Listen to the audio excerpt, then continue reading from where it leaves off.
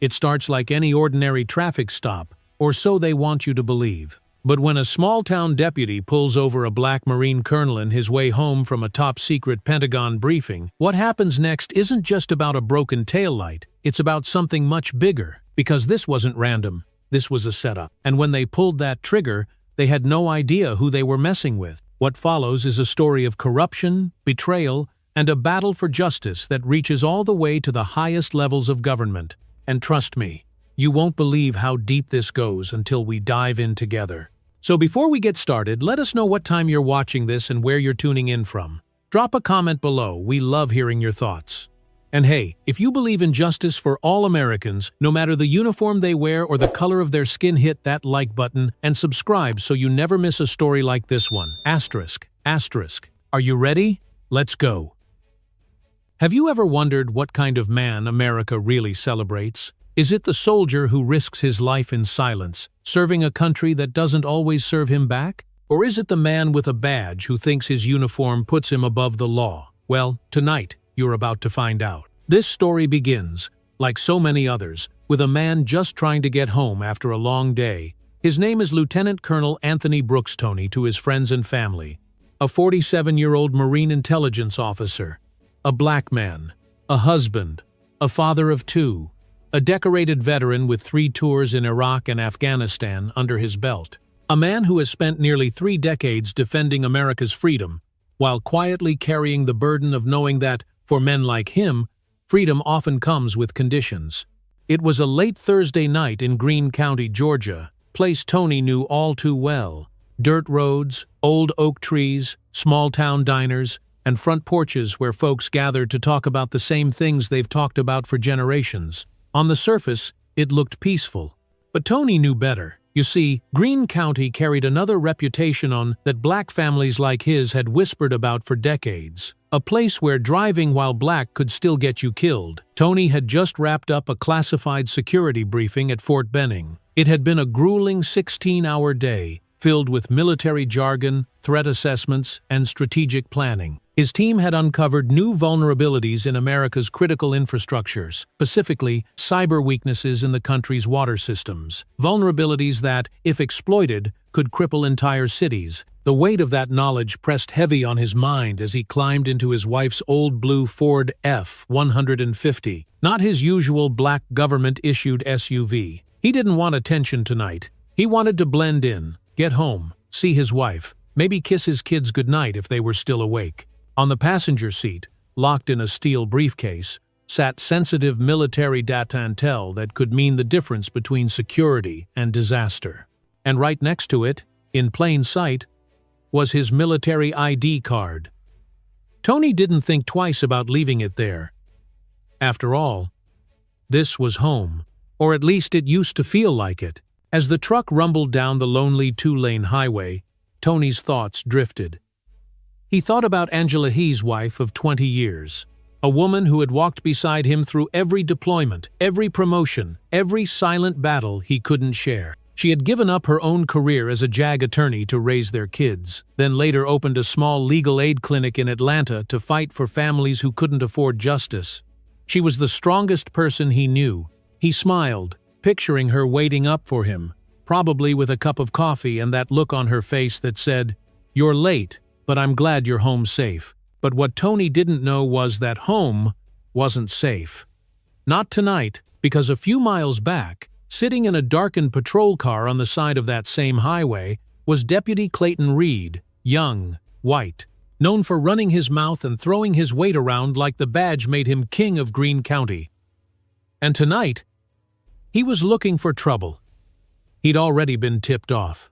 Someone had told him a federal man was passing through town, a black man, driving a truck that looked out of place. Reed didn't need much more than that, and just like that, the trap was set. Tony had no way of knowing that he was about to step straight into a nightmare that would shake the nation. No way of knowing that his loyalty, his sacrifice, his very life was about to be put on trial on the side of a dusty Georgia road. Stick with me, because what happens next is something every American needs to hear. All right, let's keep going because this is where everything starts to unravel. Tony Brooks, still thinking about the classified data locked in that briefcase beside him, never saw the patrol car pull out. He barely registered the flashing red and blue lights in his rearview mirror. His first thought wasn't fear.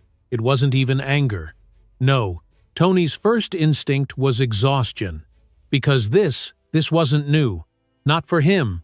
Not for any black man in America. This wasn't his first traffic stop. It wasn't even his 10th. Tony had learned long ago that no amount of medals on your chest, no rank, no service record could erase the color of your skin. And so, like every time before, he did what his daddy taught him when he was just 16, the lesson passed down like an unwanted inheritance in families like his. He put both hands on the wheel, 10 and 2, fingers stretched wide so they could be seen. He slowed his breathing, Saturday up straight, and waited.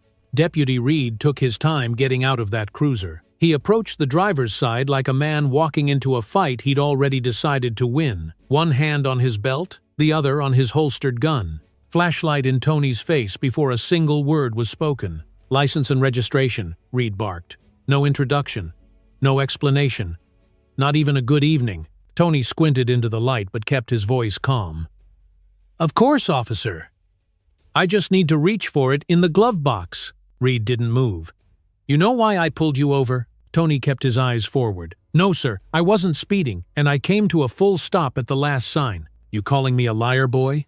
And there it was. That word. That sharp, poisonous word that turned Tony's stomach every time he heard it. But still, he kept his cool. "No, sir," Tony replied, steady as stone. "I'm just trying to understand what I did wrong." Reed leaned in closer, shining the flashlight across the dashboard, where Tony's military ID sat in plain sight, right next to the briefcase. For a split second, something flickered in the deputy's eyes. Recognition? Maybe. But what came next made Tony's blood run cold. "I don't care if you're the president himself," Reed sneered. "When I give you an order, you follow it. You hear me?" Tony nodded slowly. "Yes, sir. My military ID is right there on the dash.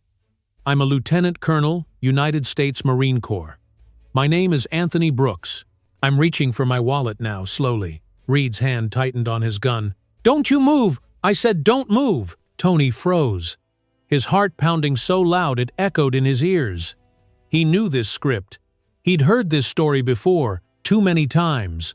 "Sir, I'm not a threat," Tony said, his voice low and measured. "I'm unarmed. My ID is right there. I'm just trying to get home to my family." But Reed wasn't listening, or maybe he was, and didn't care. Because just as Tony shifted slightly to explain again, Reed stepped back, raised his weapon, and pulled the trigger. Once, twice, a third time, then a fourth. The sound of gunfire shattered the silence of that empty Georgia road. Glass exploded, metal tore, and Tony collapsed sideways against the seat, blood blooming across his chest like a dark, spreading shadow. He gasped. Once, twice, the air thick with the smell of gunpowder and pain. His vision blurred, but his mind was still sharp enough to know what had just happened. And then, something miraculous. His smartwatch, his hand, trembling and slick with blood, managed to hit the emergency beacon. A signal was sent, GPS coordinates locked. Somewhere, someone would know. Meanwhile, Reed stood outside the truck, guns still raised, shouting like a man possessed. "Suspect reached for something! Suspect made a move! Shots fired! Suspect down!" But Tony wasn't a suspect. Tony wasn't armed. Tony was dying. Right there, less than 30 miles from the same base where he'd spent years learning how to defend this country. His breathing slowed.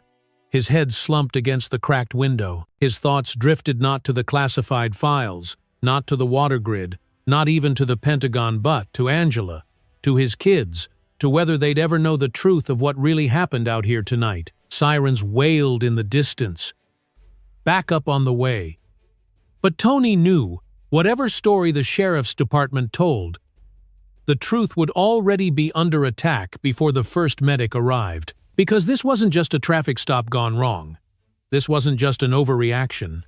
No, this felt intentional, planned, like someone had wanted him silenced before he could finish the work that could protect millions of Americans. Tony's last conscious thought, as the world went dark, was chilling in its clarity. After everything I've survived, it ends here, on American soil, at the hands of the very people I swore to protect. And friends, that's just the beginning.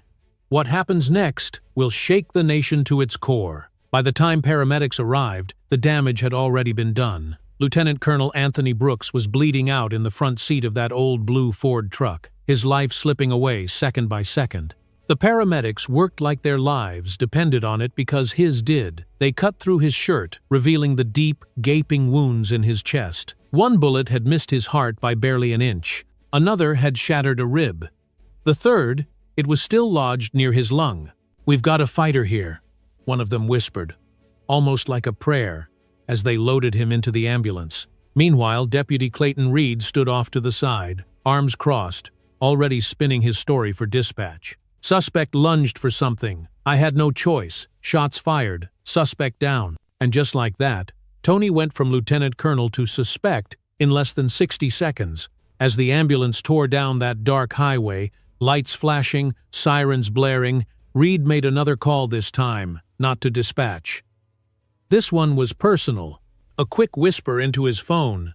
Something about cleaning this up before it spreads. You see, the real cover-up had already begun. Back at Greene County Medical Center, Tony was rushed straight into emergency surgery. A team of doctors and nurses fought for hours to keep him alive. Blood pressure dropping, heart rate spiking.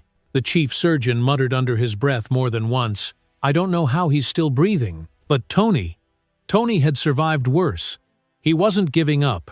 Not yet. While the medical team fought to save his life, out in the hospital waiting room, a very different kind of battle was already taking shape. The sheriff's department arrived in full force. Not to protect Tony. Not to support Angela when she came rushing through the front doors. Heart pounding. Eyes full of terror. Number. They showed up to control the narrative, to shut the story down before it ever had a chance to reach the public. Angela ran to the reception desk, shouting her husband's name. "Lieutenant Colonel Anthony Brooks! Where is he? Is he alive?" Two deputies stepped in front of her before the nurse could answer. "Ma'am, that patient is under investigation. No visitors allowed at this time." Angela, trying to hold herself together, demanded to know what they were talking about. "My husband is the one who was shot. He's the victim, not the suspect." The taller deputy leaned in, hand resting on his holster in a silent threat that made every hair on Angela's neck stand up. "That's not your call to make, ma'am. There's an active investigation into your husband's actions." His actions? Angela felt like she'd been slapped. What actions? Lying there, shot 3 times, fighting for his life, and they were already painting him as the criminal. But Angela Brooks wasn't just any wife. She was a former military attorney. She knew the law better than any of them standing there. And in that moment, every ounce of grief turned to fire. "I'm his next of kin," she snapped. "I have legal right to see him unless you've got a court order saying otherwise. Now move or add obstruction of justice to the lawsuit I'm about to file." The deputies glanced at each other. They weren't expecting that. And for a moment, just a moment, they hesitated. Then, without another word, they stepped aside. Because even crooked cops know when they're standing on shaky legal ground. Angela pushed through those hospital doors like a woman on a mission, not knowing if she was about to find her husband alive or already gone. Meanwhile, outside the hospital walls, the media was already working overtime. Channel 8 News ran the headline, "Local officer involved in shooting of aggressive suspect." Not decorated Marine Lieutenant Colonel. Not veteran protecting national security. No, just another aggressive suspect. They didn't even use Tony's name. And standing in front of the cameras at 2 a.m. was none other than Sheriff Daniels himself, flanked by Reed's personnel file. He wasted no time defending his deputy. Deputy Reed followed protocol, Daniels claimed, looking straight into the camera like he'd rehearsed every word. The suspect refused to comply with lawful commands. My deputy feared for his life. It was a lie, a calculated, cold-blooded lie, and they were feeding it straight to every television and radio in the county. Angela knew exactly what they were doing. She'd seen it too many times before. But what they didn't know was that she wasn't just fighting for her husband. She was fighting for the truth. Because what happened that night wasn't just about one man, one badge, or one bullet. No, This was about power, about corruption, about a system that would rather bury a hero than admit it was broken. And Angela Brooks? She wasn't backing down. Not tonight. Not ever. Angela Brooks didn't sleep that night. She couldn't, not with Tony lying in a hospital bed, hooked up to machines that seemed to scream louder than the sirens that had brought him there. She sat by his side, holding his hand, feeling how cold it had become. The man who had once stood tall in the face of enemy fire was now silent, still, broken in ways she couldn't begin to understand. But Angela wasn't alone for long. At sunrise, as the first light crept through the hospital window, the door swung open. Not a nurse, not a doctor, but a man in full military dress, Major General Andrew Harper, head of Marine Corps Intelligence. Angela stood up immediately. "General, what are you doing here?" Harper didn't waste time. His voice was low, urgent. "Mrs. Brooks, we have a problem bigger than you realize." Angela's heart sank. "Bigger than a cop shooting my husband in cold blood?" The general nodded grimly. "Much bigger. You see, what Angela didn't sensitive, so critical to national security, that his shooting had set off alarms all the way up the chain to the Pentagon. Tony wasn't just leading any task force. He was heading up a classified operation aimed at uncovering cyber vulnerabilities in America's water systems, the lifelines of cities, towns, and military bases across the country. His team had identified specific gaps that could allow foreign or domestic actors to shut down water supplies with just a few keystrokes. And worse, they had started to uncover a troubling pattern. Certain law enforcement agencies, small, rural departments, just like Greene County, seemed to be attracting officers with radical affiliations, including connections to domestic extremist groups that had a long history of white supremacist ties. One of those groups had a name, the Line Keepers. And here's where it gets chilling. Just hours before Tony left Fort Benning, his team had flagged Greene County as a high-risk target. Not because of its infrastructure, but because of its law enforcement connections to known members of the Line Keepers. Angela's blood turned to ice. "Are you telling me they knew Tony was coming?" General Harper didn't answer right away. Instead, he reached into his jacket and pulled out a secure military phone. He pressed a button, and Angela heard a familiar voice, Tony's voice, coming through the speaker. It was a recording from Tony's smartwatch. "My military ID is right there on the dash. I'm Lieutenant Colonel Anthony Brooks, United States Marine Corps." Angela's breath caught in her throat. She listened as the voice on the recording, Deputy Clayton Reed, responded with something that made her knees go weak. "I don't care if you're the president himself. You federal boys don't run Greene County." Angela looked up at the general, her voice trembling. "He knew exactly who Tony was." Harper nodded. "And that's why we're here." What Angela didn't know yet was that while the sheriff's department was holding press conferences, spinning their lies for the cameras, military intelligence had already launched a parallel investigation. They had satellite images, communication intercepts, and they were starting to piece together a conspiracy far deeper than anyone imagined. Because here's the thing, Reed wasn't just some trigger-happy deputy. He was handpicked, recruited, placed in that department by Sheriff Daniels himself. And Daniels? He wasn't just looking the other way, he was right in the middle of it. It turns out Daniels had been building a quiet network of officers loyal not to the Constitution, but to the Line Keepers, men who believed America needed to be purified from the inside out, men who viewed federal authority, especially black military leaders, as threats to their so-called way of life. And Tony? Tony was getting too close to exposing it all. Angela's mind raced. She had spent her career fighting for justice in courtrooms, but this was war on another level. She wasn't just up against a corrupt sheriff or a dirty deputy. She was standing in the middle of something bigger, darker, more organized than she'd ever imagined. And then Harper dropped the final bombshell. "There's one more thing," he said quietly. "We intercepted a call from Reed's personal phone the night of the shooting, moments before he pulled the trigger." Angela leaned in, heart pounding. "He wasn't calling dispatch," Harper continued. "He was calling someone inside a private defense contracting firm, a firm that just happens to be run by Reed's older brother." Angela stared at him, the pieces clicking together faster than she could process. "You're saying Reed's brother had access to Tony's work?" Harper nodded. "And we believe Reed was sent to stop him before he could finish that work." Angela gripped the edge of the hospital bed, staring at her husband's pale face. "This wasn't just racism, was it?" she whispered. "No," Harper replied. "This was a hit, a targeted takedown, and we need to find out who gave the order. So now, the question isn't just who pulled the trigger.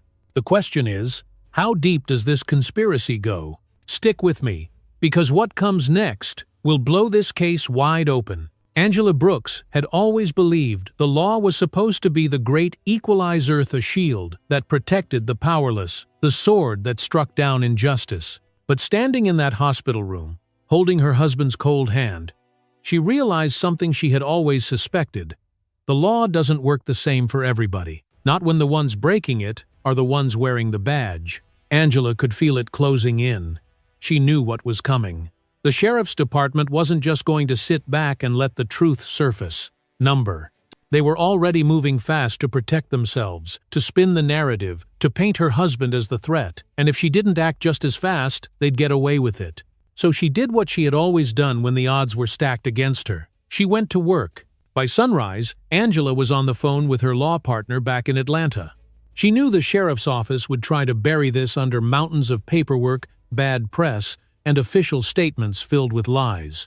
So she filed a federal civil rights lawsuit before noon, charging the Greene County Sheriff's Department with excessive force, racial discrimination, and obstruction of justice.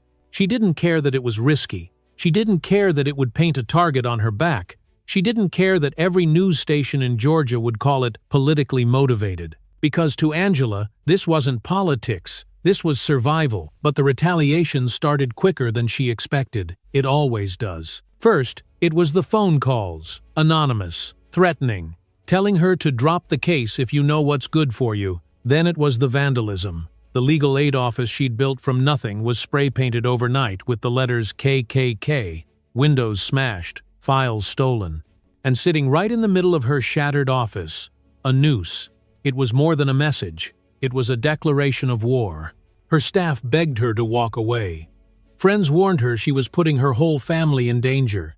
But Angela didn't flinch, because she knew if she backed down now, they'd come after the next black family, and the next, and the next. And so, she pushed harder. She filed emergency motions to access the police reports, the body cam footage, the radio transmissions from that night. But every time she reached for the truth, they pushed back with excuses. The footage is under review. The reports aren't ready. We'll release the evidence when the investigation is complete. But Angela knew what that really meant. It meant they were buying time to edit, to destroy, to rewrite the story before the public ever saw the truth. And the deeper Angela dug, the darker the picture became. A young deputy, fresh out of the academy, showed up at her office one night, pale, shaking, scared out of his mind. He wouldn't give his name. He wouldn't even come inside. But he told her one thing that changed everything. "They're destroying evidence," he whispered. "The body cam. It wasn't broken. They pulled the footage. I heard them talking about it." Angela's blood ran cold. She pressed him for more. But the young man disappeared into the night before she could ask another question. But it was enough. Enough to confirm what she already suspected. This wasn't just sloppy police work. This was a cover-up. And then, it got personal. That night, Angela received an anonymous text message with her kids' school schedule, their bus route, their after-school activities. No words, just the details, just the threat. Angela knew exactly what that meant. They weren't just coming for her legal reputation, they were coming for her family. She tightened security at home, pulled her kids out of school, moved them in with her sister 2 counties over. She knew the playbook, and she wasn't about to let them win. Because now, this wasn't just about clearing Tony's name. It was about saving his life. And trust me, Angela Brooks was just getting started.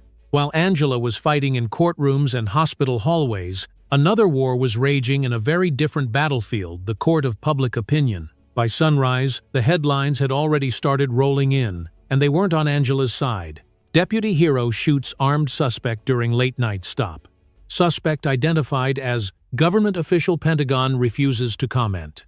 Sources say Marine officer may have had PTSD. Not one headline called Tony by his real title. Not one mentioned Lieutenant Colonel Anthony Brooks. Not one said the words decorated war hero number. To the public, Tony had already been reduced to a suspect. A problem. Another headline in a long list of tragedies that too many people have learned to scroll right past. And you already know who jumped on the story first. The right-wing media machine. By that afternoon, news anchors and podcast hosts were lining up to defend Deputy Clayton Reed, painting him as a hard-working officer just trying to get home to his family.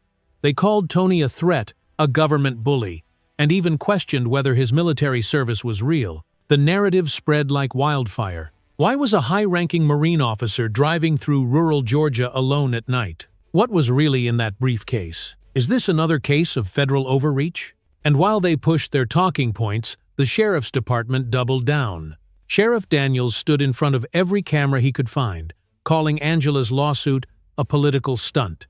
He praised Reed as a model officer with an exemplary record. And it didn't stop there.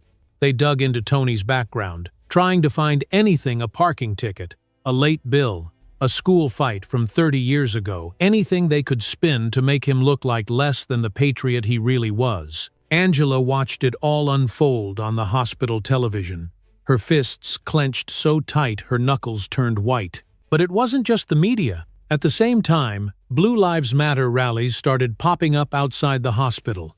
Crowds of people waving flags, holding signs that read, "Support Deputy Reed," "Stop the war on police," "Back the Blue." They shouted into megaphones, blaming Tony for what happened to himself, calling him a threat, calling Angela a liar. Some even threatened the doctors trying to keep Tony alive. And inside that same hospital, the real heroes were trying to save a man who had risked his life for every single person in that crowd, whether they knew it or not. But there was one thing those protesters didn't see coming: the veterans. By the end of the week, a different kind of crowd started gathering on the other side of the street.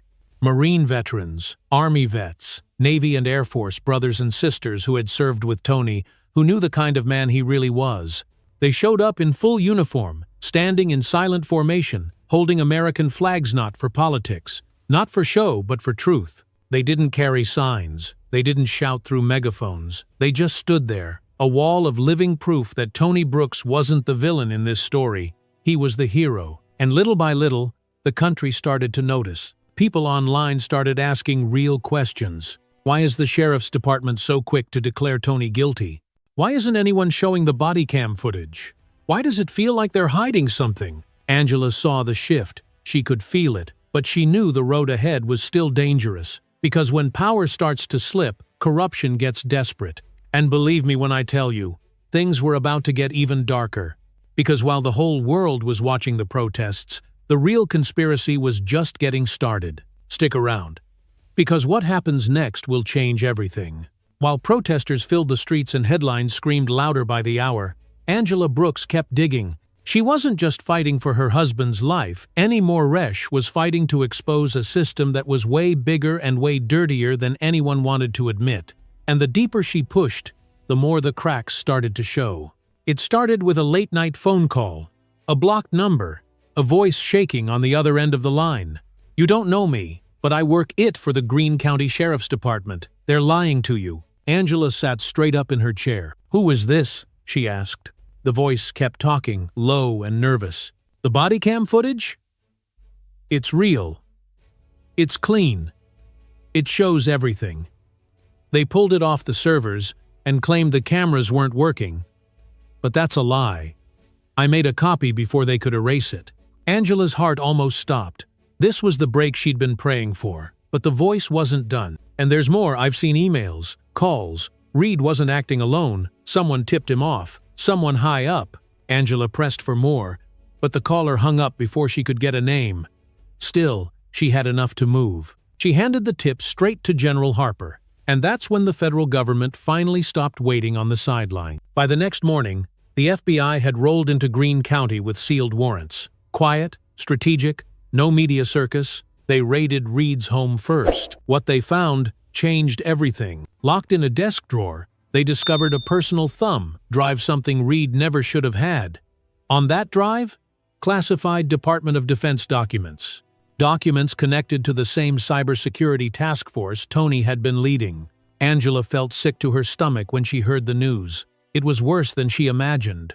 Reed hadn't just pulled Tony over, he had targeted him. And now, they had proof. The FBI didn't stop there. They moved on Sheriff Daniels' office, ripped through files, emails, encrypted drives, and what they found sent shockwaves all the way back to Washington. Financial records, wire transfers, overseas accounts, money, big money, and all of it traced back to a private defense contractor, the same company owned by Reed's brother. That company? It held multi-million-dollar contracts to secure America's power grids, water systems, and communication networks. And Tony's team had just started investigating them when he was shot. It was no longer a theory, no longer a question. It was a fact. Tony had been targeted because he was getting too close to exposing a national security threat. Angela sat at Tony's bedside, staring at the IV drip, the heart monitor beeping steady but slow. She whispered to him, her voice breaking. "They tried to kill you to keep this quiet, but they messed with the wrong family." And while Angela held onto her husband, the Pentagon went to war not with guns and tanks, but with paperwork, surveillance, and federal authority. General Harper and his team launched a full-scale internal investigation. They dug into every connection. Reed and Daniels had every phone call, every email, every meeting. And the results were terrifying. It turned out Greene County was just one piece of a much bigger puzzle. Across the country, 17 other law enforcement agencies showed similar patterns. Small-town departments, rural counties, places most people never paid attention to. And in every single one, there were officers connected to the same extremist network, the Line Keepers. Angela couldn't believe what she was hearing. This wasn't just about racism. This wasn't just about one dirty cop. This was a coordinated infiltration of America's security systems. General Harper laid it out clear. They've been recruiting officers for years, placing them in departments with access to critical infrastructure, water treatment facilities, power plants, transportation hubs. It's all connected. And at the center of it all, Sheriff Daniels and Deputy Reed, sitting on the front lines of a conspiracy designed to weaken America from the inside out. Angela knew they had the evidence, but she also knew exposing it wasn't going to be easy, because when powerful people get desperate, they start taking bigger risks. And that's exactly what happened next. Stick with me, because what comes after this will shake the very foundation of who we trust to protect us. When the Pentagon finally realized just how big this thing really was, they did something no one saw coming. They took the case out of civilian hands. That's right. After weeks of fighting through lies, cover-ups, and corrupt officials stonewalling every investigation, the Department of Defense invoked a rarely used military provision, declaring the entire case a matter of national security. And just like that, a military tribunal was called. You could almost hear the gasps across the country. Social media lit up in seconds. News outlets ran breaking coverage. People on both sides started asking the same question: can they really do that? The answer? Yes, they could, and they did. Because with proof of foreign interference, classified military documents in Reed's possession, and a coordinated attack on a U.S. military officer, the Pentagon declared this an act of domestic terrorism with foreign ties. That put it squarely under military jurisdiction. The Department of Justice made it official. Sheriff Daniels, Deputy Reed, and 6 other officers all tied to the Line Keepers were taken into federal custody. No more hiding behind their badges. No more press conferences. No more carefully rehearsed lies for the cameras. This time, they were answering to the United States military. But the announcement sparked instant backlash. Police unions across the country called it government overreach. Right-wing commentators claimed it was a political hit job designed to silence patriotic officers. Protesters started gathering outside military bases, waving signs that read, "Stop the war on cops" and "Defend the thin blue line." And right in the middle of it all stood Angela Brooks. They tried to paint her as a radical, a troublemaker, a woman weaponizing her husband's tragedy for political gain. But Angela knew the truth. She wasn't fighting politics. She wasn't fighting the police. She was fighting corruption. And this time, the military was standing with her. General Harper assured her the tribunal would cut through the noise. No cameras, no politics, just the facts, just the truth, just justice. But Angela had her doubts. She'd seen too much. She knew how powerful people protect each other when the spotlight starts to burn too hot. And she wasn't the only one who felt it. Inside those military walls, investigators warned that extremist sympathizers were already trying to influence the process. False evidence was being planted. Fake stories were being fed to the press. Even some federal agents reported receiving anonymous threats. Angela knew they were playing for keeps now. This wasn't just about clearing Tony's name anymore. This was about stopping a network that had burrowed into America's defenses like a virus. And with the tribunal now looming, the stakes had never been higher. Because here's the thing about military justice: it doesn't move slowly. And for the first time since that deadly traffic stop, the people who tried to kill Tony Brooks were finally about to face something they couldn't lie their way out of. Real consequences, real accountability, and real justice. Or so everyone hoped. Stick with me, because the next chapter, it's the one they never wanted the world to hear. The military tribunal started faster than anyone expected. No cameras, no public audience, just walls of concrete and steel at a secured military base. And when Clayton Reed walked into that tribunal room, he didn't look like the cocky officer America had seen on the news. Gone was the uniform. Gone was the smirk. What stood before the panel of military judges was a man who finally knew he was cornered. Sheriff Daniels followed, along with 6 other officers from Greene County, each one of them looking like they'd just realized this wasn't going to end with a slap on the wrist. The charges? Attempted murder of a U.S. military officer. Possession of classified defense materials. Conspiracy with foreign actors. Treason. Let me say that again. Treason. Angela Brooks sat just a few feet away from the defendants, her fists clenched in her lap. Every breath felt heavier than the last, because she knew, no matter how strong the evidence was, the system didn't always deliver justice. But this time, the evidence was a mountain they couldn't climb over. First up, the FBI analysts. They laid out Reed's phone records, showing the calls he made before and after he shot Tony. One of those calls? Directly to his brother at that private defense contracting firm. Another? To Sheriff Daniels, who just happened to contact a known Russian intermediary less than 2 minutes later. That's right. Russia. The connection no one wanted to believe was real. Then came the digital forensics team. They presented the recovered thumb drive full of stolen classified information. Files that Tony's team had just started investigating. Files that someone didn't want the Pentagon to fully expose. And then they played the footage. That missing body cam video, the one the sheriff's department claimed never existed. Angela held her breath as it played on the tribunal's massive screen. And there it was, in crystal clear detail. Tony, sitting calmly, hands on the wheel, his voice steady, his military ID in plain sight. And Reed, already drawing his weapon, already yelling, already preparing to fire. No threats, no sudden moves, just a black Marine officer following every instruction. The judges leaned in, taking in every second. And the audio? It said it all. My military ID is right there on the dash. I'm Lieutenant Colonel Anthony Brooks, United States Marine Corps. And Reed's reply? I don't care who you are, you federal boys don't run Greene County. Angela felt tears sting her eyes, not because of the pain, but because the world was finally hearing the truth. And the prosecution wasn't done. They brought in Thomas Reed, Clayton's brother. And under pressure, Thomas cracked. He admitted to passing classified information from his company to Clayton. He admitted they knew Tony was onto them. He admitted they planned to neutralize him before he could blow the whistle. And just like that, the whole thing unraveled. Sheriff Daniels, who had been silent the entire time, finally broke. Facing a life sentence or worse, Daniels flipped. He testified that the line keepers had been building their network for years, placing officers in small departments all across the country. He named 17 different law enforcement agencies. 17. And when they asked why Tony was targeted, Daniels didn't hesitate. Because he got too close. Because he was smart. Because he was black. And because if anyone could expose us, it was him. Angela's heart dropped. There it was. The ugly, simple truth. It wasn't just corruption. It wasn't just foreign interference. It was hate, weaponized by people in power. When it was finally time for the defense, they didn't have much left to say. They tried to blame procedure. They tried to play the patriotism card.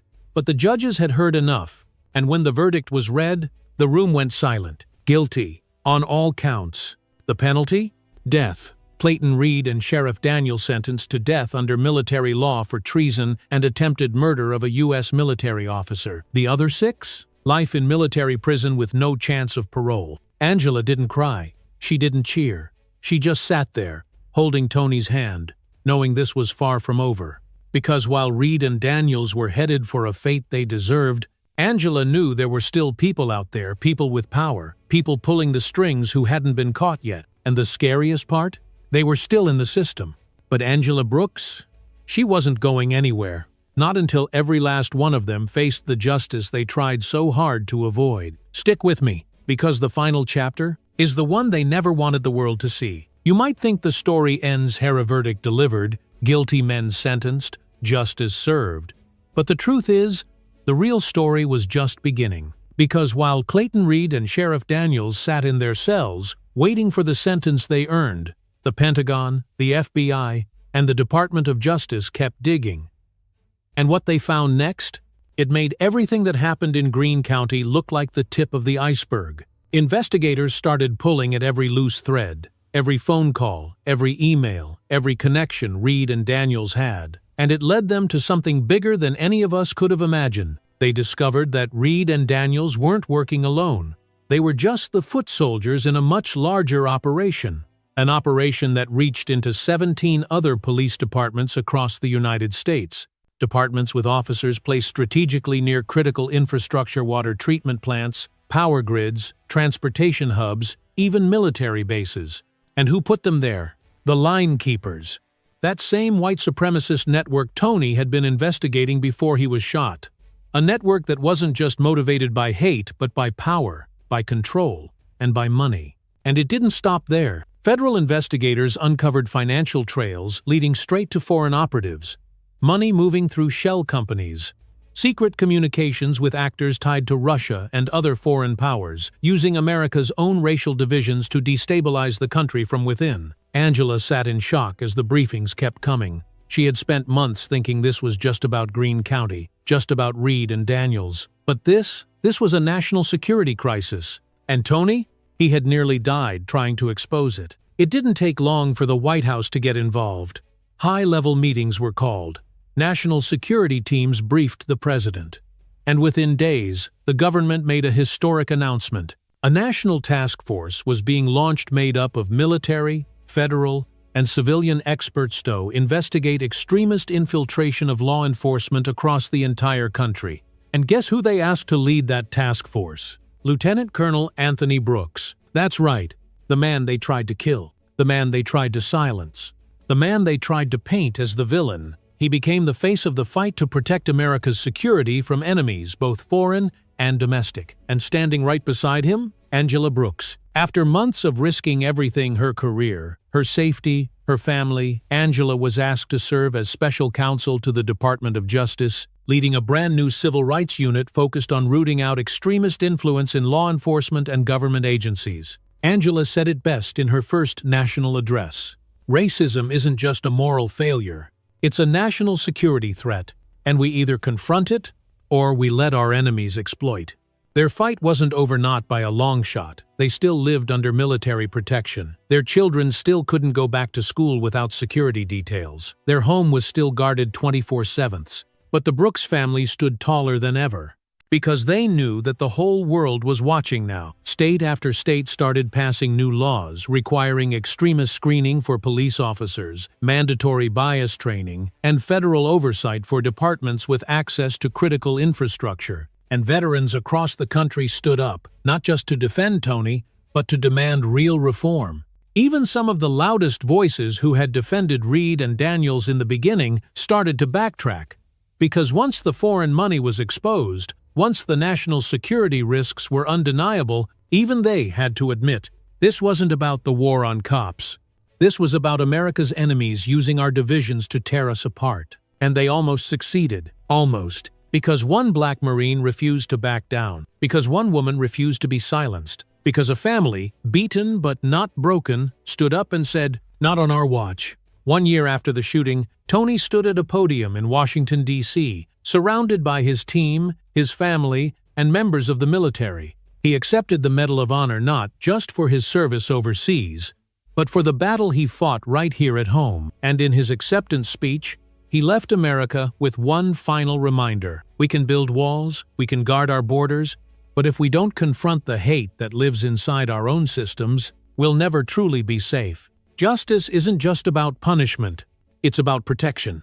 It's about building a country where every American, no matter the color of their skin, no matter the uniform they wear, can walk free without fear.